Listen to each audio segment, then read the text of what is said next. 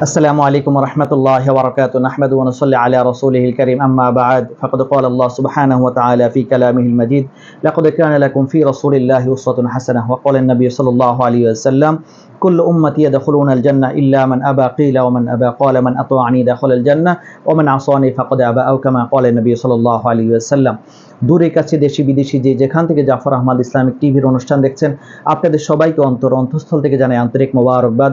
আল্লাহ সুবহানাহু ওয়া তাআলা আপনাদের সবাইকে ভালো রাখেন, সুস্থ রাখেন, হায়াতের মধ্যে বরকত দান করেন, এই দোয়া কামনা করে আজকের আলোচনা শুরু করছি। সম্মানিত সুধী, আজকের আলোচনার বিষয়বস্তু হলো তিনজন আশিকে রাসূলের ঘটনা। বর্তমান আশিকে রাসূলের অবস্থাগুলো আমরা সবাই জানি যে আমরা অনেক মানুষ সমাজের মধ্যে আছে যারা রাসূল করিম সাল্লাল্লাহু আলাইহি ওয়াসাল্লামের আদর্শের অনুকরণ না করে তিনি রাসূলের আশিকে রাসূল দাবি করে থাকেন। আর কিছু মানুষ আছে যে রাসূল করিম সাল্লাল্লাহু আলাইহি ওয়াসাল্লামের জন্য জীবন দিতে চান এবং তিনিও নিজেকে আশিকে রাসূল দাবি করে থাকেন, কিন্তু রাসূলের অনুকরণ করেন না। এমন আশিকে রাসূল করিম সাল্লাল্লাহু আলাইহি ওয়াসাল্লামের জামানার মধ্যেও ছিল। তো রাসূল করিম সাল্লাল্লাহু আলাইহি ওয়াসাল্লামের জামানার এই সকল আশিকে রাসূল তারা সবাই জাহান্নামী। এই জন্য আমাদের আজকের আলোচনা হলো তিনজন আশিকে রাসূল যারা রাসূলের জন্য খুবই আশিক ছিলেন, কিন্তু তারা রাসূলের আদর্শের অনুকরণ না করার ফলে তারা চিরস্থায়ী জাহান্নামী। আমাদেরকে মনে রাখতে হবে, আমাদেরকে জান্নাতে যেতে হলে আশিকে রাসূল সাজলে হবে না। আপনি রাসূলকে বলেন যে আপনি দাবি করেন আশিকে রাসূল, কিন্তু আল্লাহ রাসূল সাল্লাল্লাহু আলাইহি ওয়াসাল্লাম বলছেন যে এই ব্যক্তি আশিকে রাসূল নয়। আপনি বলতেছেন আশিকে রাসূল, রাসূল বলতেছেন আশিকে রাসূল নয়, সে আমার আশিক নয়। তাহলে আমরা কার কথা সত্যি মনে করব? রাসূল করিম সাল্লাল্লাহু আলাইহি ওয়াসাল্লামের কথা না আমাদের কথা? রাসূল বলেছেন কুল্লু উম্মতি ইয়াদখুলুনাল জান্নাহ ইল্লা মান আবা কিলা ওয়া মান আবা ক্বালা মান আতাআনি দাখালাল জান্নাহ ওয়া মান আসানি ফাকাদ আবা। রাসূল করিম সাল্লাল্লাহু আলাইহি ওয়াসাল্লাম বলেছেন আমার সকল উম্মত জান্নাতের মধ্যে যাবে, কিন্তু ওই সকল উম্মত জান্নাতের মধ্যে যাবে না যারা আমার আদর্শের অনুকরণ করে না। এই হাদিস থেকে বোঝা যায় কি? এই হাদিস থেকে বোঝা যায় আপনি শুধু রাসূলের জন্মের বিষয় নিয়ে আপনি আনন্দ উল্লাস করবেন, আপনি জান্নাতে চলে যাবেন, এটা তো হাদিসের মধ্যে স্পষ্টভাবে আছে। রাসূলের অনুকরণ ছাড়া তো আপনি জান্নাতের মধ্যে যেতে পারবেন না। তারপর সাহাবায়ে কেরাম জিজ্ঞাসা করলেন, হে আল্লাহর রাসূল, আপনাকে অস্বীকার করে তারা কারা? তখন রাসূল করিম সাল্লাল্লাহু আলাইহি সাল্লাম বললেন যে যারা আমার অনুকরণ করে তারাই হলো জান্নাতি, আর যারা আমার অনুকরণ করে না তারাই হলো জাহান্নামী। অর্থাৎ যারা আমার সিরাত তথা আমার আদর্শ, আমার যে বিধিবিধান, আমার যে শরীয়ত জানিয়ে আমি দুনিয়ার মধ্যে আগমন করেছি, ইয়া আইয়ুহাল্লাযীনা আমানু আতিউল্লাহ ওয়া আতিউর রাসূল, আল্লাহ তাআলা বলেন রাসূলের অনুসরণ করো, আল্লাহ এবং রাসূলের অনুসরণ করো। তারপর কোরআনের অন্য আয়াতের মধ্যে আল্লাহ তাআলা বলেছেন লাকাদ কানা লাকুম ফি রাসূলিল্লাহি উসওয়াতুন হাসানাহ, তোমাদের জন্য রাসূলের মধ্যে রয়েছে উত্তম আদর্শ। এই আদর্শের অনুকরণ যারা করবে তারাই হলো জান্নাতি, আর যারা এই আদর্শের অনুকরণ করে না তারা হলো ফাকদে আবা, তারাই হলো জাহান্নামী। এখন আপনি এখান থেকে তালাশ করে নিতে পারি যে আপনি জান্নাতি না জাহান্নামী। যদি আপনি রাসূলের অনুকরণ করি, রাসূলের অনুকরণ বলতে রাসূলের আদর্শের অর্থাৎ রাসূলের সিরাতের অনুকরণ করি, তাহলে আলহামদুলিল্লাহ আমরা জান্নাতি। আর যদি খালি মহব্বতের দাবিদার করি, যদি মহব্বত করি রাসূল দুনিয়ার মধ্যে আগমন করেছেন, রাসূলের মিলাদের দিবস যখন আসে আনন্দ উল্লাস করলাম, নিজেকে আশিকে রাসূল দাবি করলাম, তাহলে মনে রাখতে হবে ভাই সেটা আমরা জান্নাতি হতে পারবো না। আমরা সেখানে ফাকদে আবা, রাসূলের ভাষায় এই ব্যক্তি হলো জাহান্নামী, এই ব্যক্তি হলো মিথ্যা দাবিদার, সে আমাকে মহব্বত করে না। এটা রাসূলের হাদিস থেকে আমরা জানতে পারি। তো এরকম তিনজন মিথ্যা দাবিদার যারা রাসূলকে মহব্বতের দাবি করে কিন্তু রাসূলের আদর্শকে তারা অস্বীকার করে, এই মিথ্যা দাবিদারদের তিনজন আশিকে রাসূল তারা চিরস্থায়ী জাহান্নামী, তাদের বিষয়ে আলোচনা ইনশাআল্লাহ আমরা করছি। সম্মানিত সুধী, তাদের একজন হলো সর্বপ্রথম আবু লাহাব। তিনি ছিলেন রাসূল করিম সাল্লাল্লাহু আলাইহি ওয়াসাল্লামের আপন চাচা। তার বিষয়ে কোরআনে কারীমের একটি সূরা নাযিল হয়েছে, সূরা লাহাব, তাব্বাত ইয়াদা আবি লাহাবি ওয়া তাব। আবু লাহাব রাসূল করিম সাল্লাল্লাহু আলাইহি ওয়াসাল্লামকে এতই মহব্বত করতেন যে তিনি যখন রাসূল করিম সাল্লাল্লাহু আলাইহি ওয়াসাল্লাম দুনিয়ার মধ্যে আগমন করেছেন, জন্মগ্রহণ করেছেন, এই সুসংবাদ পেলেন তিনার দাসী সুরাইয়া, সে যখন সর্বপ্রথম এই আবু লাহাবের কাছে এই সংবাদ দিল, আবু লাহাব কি করলেন? এই সংবাদ দেওয়ার কারণে সুরাইয়া দাসীকে তিনি আজাদ করে দিলেন। কেন? তিনি আনন্দে, তিনি খুশিতে যে তিনার ভাতিজা দুনিয়ার মধ্যে আগমন করেছেন, এই সংবাদটা সুরাইয়া দাসী দিয়েছে। তো রাসূলকে তিনি কত মহব্বত করতেন। আর আল্লাহ তাআলা কোরআন নাজিল করে বললেন যে আবু লাহাব সে ধ্বংস হোক, তার হাত ধ্বংস হোক, সে তাকে আমি জাহান্নামের আগুন দিয়ে তাকে আমি কি করব, জ্বালিয়ে লাল করে দিব। তাহলে এটা কেন বললেন আল্লাহ তাআলা? কারণ এই আবু লাহাব রাসূলের সিরাত তথা রাসূলের আদর্শের অনুকরণ করেনি, মুখ দ্বারা শুধুমাত্র রাসূলকে মহব্বত করে এতটুকুনি বলেছে। তাহলে বোঝা গেল মুখ দ্বারা মহব্বতের দাবি করলে জান্নাতের মধ্যে যাওয়া যাবে না। আবু লাহাবের ঘটনাটা হলো, রাসূল করিম সাল্লাল্লাহু আলাইহি ওয়াসাল্লাম মক্কাবাসীদেরকে পাহাড়ের কাছে এনে বললেন যে আমি যদি তোমাদেরকে বলি পাহাড়ের ওই পাশের মধ্যে শত্রু বাহিনী আছে, তাহলে তোমরা কি এই কথা বিশ্বাস করবে? তারা বলে, হ্যাঁ, তুমি যদি কখনো মিথ্যা কথা বলো নাই, তুমি যদি বলো পাহাড়ের ওই পাশে শত্রু বাহিনী আছে, তাহলে এই কথা 100% শিওর।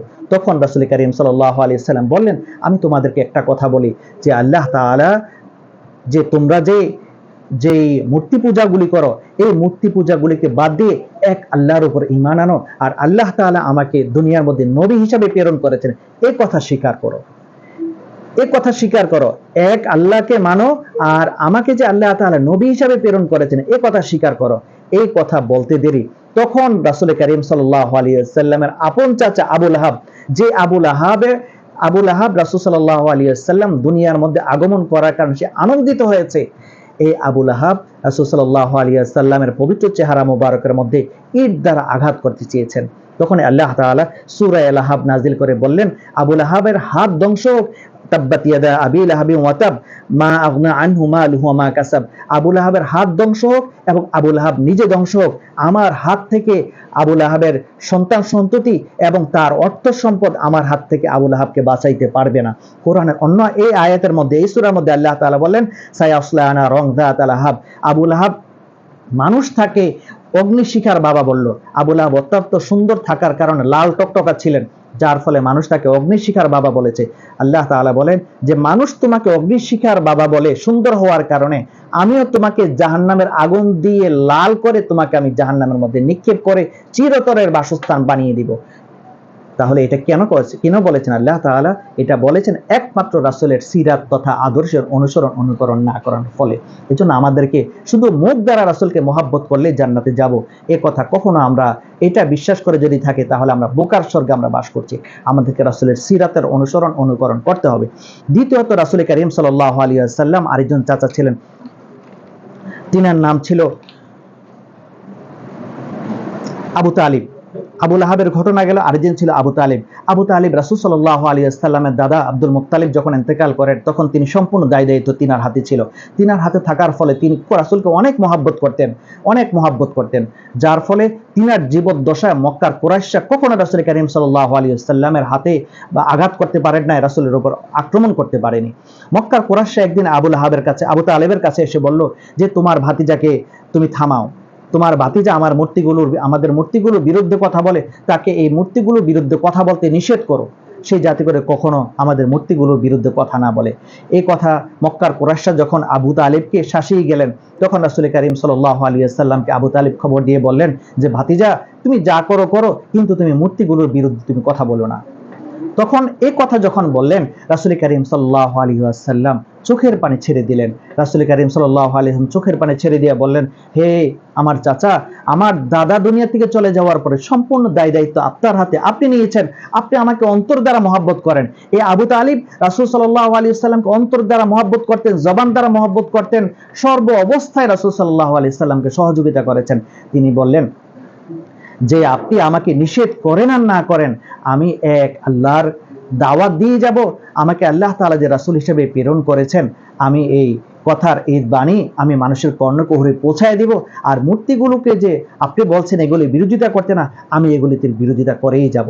এই আবু তালিবের এই কথা বলার পরে তারপর রাসূল করিম সাল্লাল্লাহু আলাইহি ওয়াসাল্লাম তিনি যখন এখান থেকে বিদায় নেবেন, তখন আবু তালিব রাসূল সাল্লাল্লাহু আলাইহি ওয়াসাল্লাম হাত ধরে চোখের পানি ছেড়ে দিয়ে বললেন যে ভাতিজা, তোমার যা খুশি তুমি তা করো, আমি তোমাকে অনেক ভালোবাসি, অনেক মহব্বত করি, আমি তোমাকে ছেড়ে যেতে পারবো না। মক্কার কুরাইশরা তারা কখনো তোমার শরীরে আঘাত করতে পারবে না আমার জীবদ্দশায়। এইভাবে রাসূল সাল্লাল্লাহু আলাইহি ওয়াসাল্লামকে আবু তালিব মহব্বত করতেন। তারপর আবু তালিবের যখন ইন্তেকাল আসে, তখন রাসূল করিম সাল্লাল্লাহু আলাইহি ওয়াসাল্লাম আবু তালিবকে এসে বলল, হে চাচা, আপনি তো আমাকে অনেক মহব্বত করতেন, আপনার এই আপনি এখন ইন্তেকাল হবে আপনার, আপনি বলেন লা ইলাহা ইল্লাল্লাহ মুহাম্মাদুর রাসূলুল্লাহ, আল্লাহ ছাড়া আর কোনো মাবুদ নাই, মুহাম্মদ আল্লাহ পাকের রাসূল। এই কথার দাওয়াত, এই কালিমার দাওয়াত যখন আবু তালিবকে দিলেন, আবু তালিব বলেন, ভাতিজা আমি জানি তোমার ধর্ম সত্য, তুমি যে বাণী প্রচার করছো এই কথা সত্য, কিন্তু আমার এই মৃত্যুর শয্যায় আমি যদি আজকে কালিমা পড়ে মুসলমান হয়ে যাই, তাহলে চিরকাল এই মক্কার কুরাইশরা তারা আমাকে অভিশাপ দিয়ে বলবে যে দেখো, মৃত্যু যখন আসে সারা জিন্দিগি ভর আমাদের মূর্তিগুলার পক্ষে কথা বলেছে, আর মৃত্যু যখন আসে তখন ভাতিজার ধর্মের মধ্যে সে চলে গেছে। এই অপবাদ থেকে বাঁচার জন্য তখন আবু তালিব আর মুসলমান হন নাই। এই জন্য রাসূল করিম সাল্লাল্লাহু আলাইহি ওয়াসাল্লাম বলেছেন, আল্লাহ তাআলা এই আবু তালিবকে জাহান্নামের এক জোড়া জুতা পরিয়ে রাখবেন। জাহান্নামের মধ্যে একটাই শাস্তি দিবে আল্লাহ তাআলা, এক জোড়া জুতা পরিয়ে দিবেন তার পায়ের তলার মধ্যে। এই পায়ের তলার মধ্যে জুতা পরানোর ফলে তার মাথার যে মগজ আছে এটা টকবক করতে থাকবে। এই কথা দ্বারা, এই ঘটনা দ্বারা আমরা কি বুঝলাম? এই ঘটনা দ্বারা এই কথাই প্রতিমান হয় যে রাসূল সাল্লাল্লাহু আলাইহি ওয়াসাল্লাম আদর্শের বাহিরে যদি আমরা, সিরাতের বাহিরে যদি আমরা চলি, রাসূলকে মুখ দ্বারা ভালোবাসি ভালোবাসি এই কথা বললে জান্নাতে যাওয়া যাবে না। রাসূলের সিরাত দিয়ে আমাদেরকে ভালোবাসতে হবে। যেমনি ভাবে আবু তালিবের বিষয়টা আসে, সিরাতের কথা যখন আসে আবু তালিব মুখ ফিরিয়ে নিলেন, এই জন্য এই আবু তালিব চিরস্থায়ী জাহান্নামে। এরকম রাসূল আকরাম সাল্লাল্লাহু আলাইহি ওয়াসাল্লাম আরেকজন চাচা ছিলেন আবু জাহেল। আপনারা জানেন আবু জাহেলকে যখন বলা হইল যে তোমাদের যে রাসূল, তোমাদের যে ভাতিজা আছে, এই ভাতিজা যে দ্বীনের কথা বলে সে সঠিক কথা বলতেছে কিনা, তখন একজন মুনাফিক আবু জাহেলকে প্রশ্ন করেছিল। তার নাম ছিল হলো আখনাস ইবনে শাকিক। আখনাস ইবনে শাকিক, সে ছিল মুনাফিকদের সর্দার। সে তখন এই আবু জাহেলকে প্রশ্ন করে বসলো, তোমার ভাতিজা যে দ্বীনের কথা যে বলে সে সঠিক কথা বলে কিনা। তখন এই আবু জাহেল বলল যে আবু জাহেল সে রাসূল সাল্লাল্লাহু আলাইহি ওয়াসাল্লামের নবুয়ত প্রাপ্তির আগ পর্যন্ত রাসূল সাল্লাল্লাহু আলাইহি ওয়াসাল্লামকে একমাত্র আল আমিন বলে স্বীকার করত।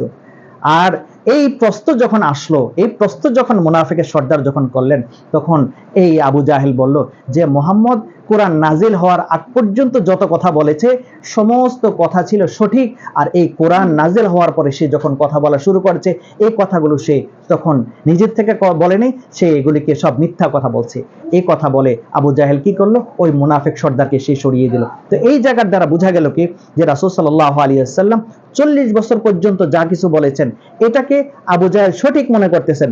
আর নবুয়ত প্রাপ্ত যখন হলেন তখন রাসূল করিম সাল্লাল্লাহু আলাইহি ওয়াসাল্লামের আদর্শের কথা যখন আসলো, ঈমানের কথা যখন আসলো, রাসূলের এই 23 বছর জিন্দেগিকে সে অস্বীকার করে বসলো। আবু জাহেল জবান দ্বারাই শুধু ভালোবাসি ভালোবাসি রাসূলের প্রশংসা করেছে। যখনই তাকে এই কথা বলল যে সে সঙ্গে সঙ্গে যে রাসূল যে কথা বলতেছেন এটা সঠিক কথা বলতেছেন কিনা, তখন সে বলল যে 23 বছর পর্যন্ত সে যে কথাগুলো বলতেছে, সে কোরআন নাজিল হওয়ার পরে সে যে কথাগুলো বলতেছে এগুলি সঠিক কথা বলে নাই। কোরআন নাজিল হওয়ার আগ পর্যন্ত সে যতগুলো কথা বলেছে সবগুলো কথা সঠিক বলেছে। তার মানে বুঝিয়েছেন তিনি এই কথা যে নবুয়ত প্রাপ্তির আগ পর্যন্ত যা বলেছেন তাই সঠিক বলেছেন, নবুয়ত প্রাপ্তি হওয়ার পর রাসূল যা বলেছেন সব মিথ্যা বলেছেন। নাউজুবিল্লাহি মিন যালিক। অথচ নবুয়ত প্রাপ্তির পরে যে বিধান আসে এটি হলো শরীয়তের দলিল, এটি হলো শরীয়তের বিধান। তো এই জায়গার মধ্যে আসছে কেন যে এই কথা বলার কারণেও সে আবু জাহেল সে চিরস্থায়ী জাহান্নামী। তো এই কথার দ্বারা বোঝা যায় যে তারাও একসময় রাসূল করিম সাল্লাল্লাহু আলাইহি ওয়াসাল্লামকে ভালোবাসি ভালোবাসি বলেছেন, জবান দ্বারা ভালোবেসেছেন, কিন্তু শরীয়তের বিধিবিধান রাসূলের আদর্শের অনুকরণ না করে তারা রাসূলকে ভালোবেসেছেন। কিন্তু রাসূলের আদর্শকে ভালোবেসে আদর্শের অনুকরণ করেই কিন্তু রাসূলকে ভালোবাসতে হবে। এই আদর্শের অনুকরণ না করার ফলেই এই চিরস্থায়ী জাহান্নামে রাসূলের 3 জন চাচা আবু তালিব, আবু লাহাব, আবু জাহেল এগুলি কেন হয়েছে? রাসূলের আদর্শের অনুকরণ করেনি। শুধুমাত্র মিলাদুন নবী, রাসূল দুনিয়ার মধ্যে এসেছেন এই কথার উপর বিশ্বাস রেখে তারা নিজেকে আনন্দ উল্লাস করেছেন। তাহলে বোঝা গেল এই আনন্দ উল্লাস দিয়ে রাসূলের মিলাদুন নবী দিয়ে আমাদেরকে জান্নাতে যাওয়া সম্ভব নয়। রাসূলের আদর্শ দিয়ে আমাদেরকে জান্নাতের মধ্যে যেতে হবে। আল্লাহ তাআলা আমাদের সবাইকে রাসূলের আদর্শে আদর্শবান হয়ে দুনিয়ার মধ্যে চলতে পারে সে তৌফিক দান করেন। আমিন সুম্মা আমিন। ওয়া আখিরু দাওয়ানা আলহামদুলিল্লাহি রাব্বিল আলামিন।